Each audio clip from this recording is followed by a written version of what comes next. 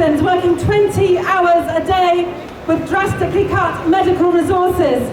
As he worked to save lives, he received news that his own son, his 26-year-old son, had taken his own life by jumping in front of a train. That is the reality of the misery that is being rolled out in Greece. But this catastrophe isn't a natural disaster. It is a human-made disaster deliberately designed behind closed doors in Brussels by those very same countries, the EU, the European Central Bank, the IMF, those countries that would be running there if it was a natural disaster, but who are actually causing this disaster right now in Greece.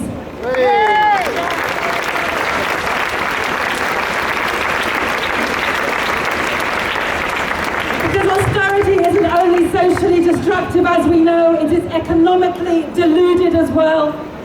Greece's government debt to GDP ratio hasn't gone down since austerity was imposed, it's increased. Debt has grown from 133% of GDP in 2010 to 174% today.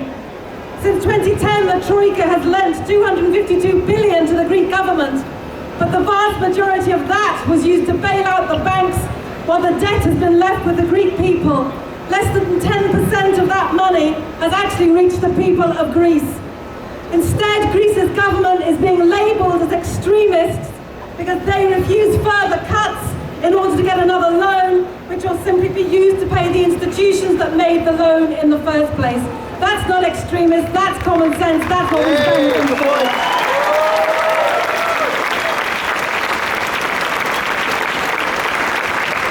So you know this was never about supporting the people of Greece. It has always been about humiliating and defeating a government which is daring to stand up to the ideology of austerity.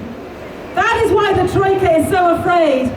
Because if the Greek people are allowed to face down these demands, it will demonstrate ever more clearly what all of us know and what we're here to say, that this isn't about money and economics, it's about power and democracy, and that there are alternatives to austerity.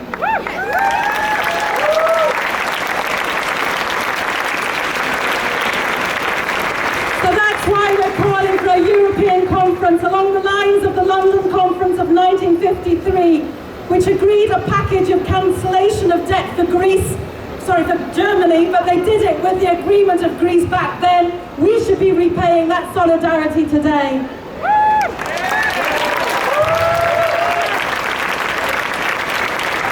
We need a new process for dealing with debt crises so that lenders do not continue to be bailed out, leaving the cost with the public and incentivizing yet more reckless lending and turmoil.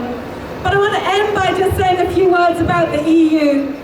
Because for me, this is not the EU that I want to campaign to stay in next year. I will be campaigning to stay in the EU, but it will be a reformed EU, an EU of the people, an EU of solidarity. The EU that is doing this in our name is not the EU that we will be campaigning for. So together,